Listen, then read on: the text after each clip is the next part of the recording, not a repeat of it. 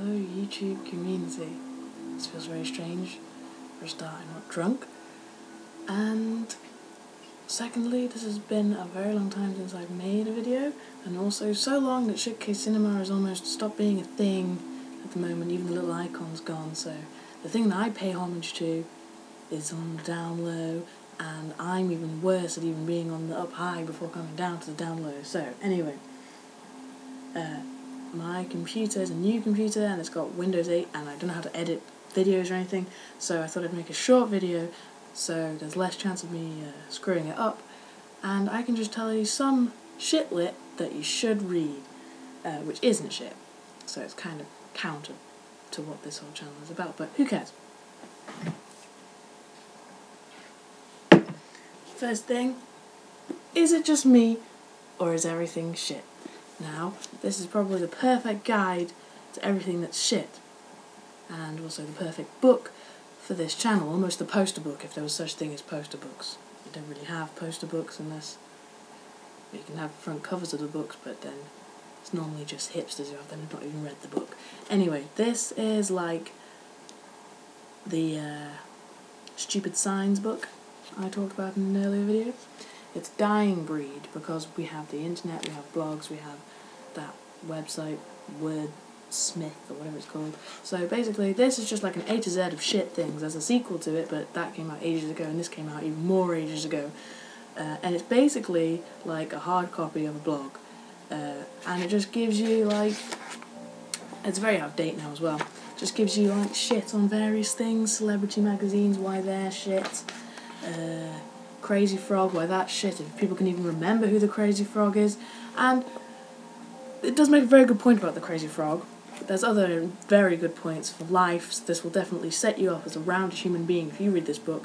Why does the Crazy Frog have to have a penis? That was one of the main problems that most people had with the Crazy Frog, and probably still do have if they knew who the Crazy Frog was. This one, I'm currently reading at the moment, Cracked. Now, I have various psychology books, being somewhat of an amateur psychologist and an obsessive, perhaps, with the workings of the human brain and anything about it, especially not just the workings of the human brain, but probably more specifically the failings of the human brain, which always make better books, come on. It's easy to, pretend to be all high and mighty, but, you read this because it's shocking and depressing and makes you think, and also makes you feel bad, and makes you go, oh, I feel sorry for the chief. Anyway, putting that one aside for the moment, we have here The Psychopath Test by Jon Ronson, which I read in a day, which is very impressive for me, bearing in mind that I read slower than someone who reads very slowly. This is The Divided Self by R.D. Laing, which, if you don't know, is the man who had that mental hospital where like the doctors and the patients sort of merged as one. Like he treated them in a totally revolutionary way in the 60s, which ended up with one woman named Mary smearing her shit all over the walls. So they decided to try and discourage her from smearing the poo and gave her paints to smear, and then those paintings that she made sold for thousands of millions of pounds. So I don't exactly know what that point was supposed to be, but R.D. Laing, to some he's a nutter, to others he's a doctor, but to me he was an interesting read that made me feel like I was smart. And then this is Cracked by James Davis, who is a doctor who's worked for the NHS and is basically saying that psychology is almost a myth, and that there's very few psychological conditions that have any proof in biological reality, as it were. They have this big book called the DSM, which I probably would read if I could afford it, which is basically like a list of all the psychological conditions that they think that you can have, and he goes on about how that was made. Also, Jon Ronson talks about it in this book, and it's basically was just a bunch of psychiatrists in America in a room arguing and putting stuff in it. There's even PMS in there, which, as all people know, is really just, I've got cramps, so I'm a little bit cranky. If you're a logical person, you should realise that PMS is like not a mental illness. You're just feeling tired, cranky, bloated, you've got a headache. It's not really to do with hormones. It's not the hormones that are affecting your brain. It's the hormones that are affecting your body, and you're getting pissed off about that. having periods is not a good thing, really. I mean, obviously for procreation it is, but that's a tangent. Whoa, that was a tangent. And anyway, so those are those books. You should definitely read these two, and I think I've talked about this one before, that you should read it with The Meaning of Madness by Neil Burton, I think. You should read it with that because like they complement each other, but actually you should just read them all and do it now and do it quickly. Anyway, back to this one, Ken Casey, One Flew Over the Cuckoo's Nest, that was adapted into a very good film, I must admit, because everyone likes Jack Nicholson. It's nice, slow-paced, has a lot of atmosphere, but really doesn't do the book justice at all, bearing in mind that it's told in first person from the chief, who's basically just sort of like a background character in the film, but in this, McMurphy isn't really the main character. He's more like the catalyst. What you find out more is about the chief, and like he's an unreliable narrator, which is very exciting because you don't really know what he's doing. And it's got illustrations, which is always a plus. So it's not really shit. In fact, none of this is shit.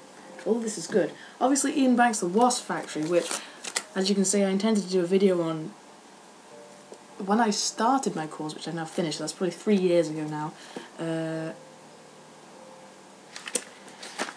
And this one, I said, I made a very bad video about ages ago, which I didn't put on my channel, but it is a really good book, and he's also an unreliable narrator. And the blurb annoys me, because the blurb gives away bits of the book, and the last page annoys me because in a lot of Ian Banks, may he rest in peace, his books, he doesn't have any pages at the back of the book, which is always a good thing, I guess, because there's a load of wasted pages and you just want to draw little stick figures on them, or I do anyway. So that's one good thing about not having that. It's not a waste of paper. But the bad thing is that it just so happened that the last line in this book is the twist. So I read that first and ruined it for myself, really. But the blurb already started that. It was a downward spiral. So I did mention in my earlier video, that you should read the blurb and everything if you're going to read a book, and you should read the bits in the front and everything. But seriously, blurbs suck. Like, blurbs really, really suck. I mean, blurbs don't need to suck. A blurb is a very good thing. Normally what I do when I'm buying a book is ignore the blurb and just go straight to page 99 and read that, and if that grabs me, that's fine. Which it normally does, because I will read anything. But blurbs can be good. All books, good books, have the potential to have a good blurb, but it seems that the people who choose the blurb are not the author, or they are authors just desperately trying to get people to read their book by sort of whoring out bits of their book on the back of it. What you should really do is just give like a brief summary, like a Wikipedia summary, boring, dry, to the point, so you know what you're getting into. That's how blurbs should be. And finally this one that I read recently, Crime and Punishment, which was less of a punishment and more of a crime, because I slagged it off earlier saying that I didn't want to read that shit because it was daunting and terrible. It's not as good as The Idiot, but it's certainly not daunting or terrible. It was very engaging. I kind of liked the main character, but then you do sort of warm to Nutters quite a lot in... Well, Nutters isn't really like the phrase I should be using, but you tend to warm to people that if in real life you met them, you wouldn't warm to them at all, but in literature and various other works of art, you do tend to warm to the damaged and the abusive and the strange and possibly even the evil. Like, everyone likes Scar and Lion King better than they like Mufasa. I mean, they like Mufasa because of his voice, but, you know, if you had to spend an evening with someone, you wouldn't want to spend it with Mufasa, with all this, the circle of life, we eat the poo has the germs on it, or whatever. Scar is more interesting and gets a better song. And then you get Lion King 2. And then I'm on a tangent. But anyway, there you go. So, some books that everyone should read before they die from a random collection of stuff that I have. I could go through all the books that you shouldn't read before you die, but I haven't read them, because you shouldn't read them before you die. That's the point.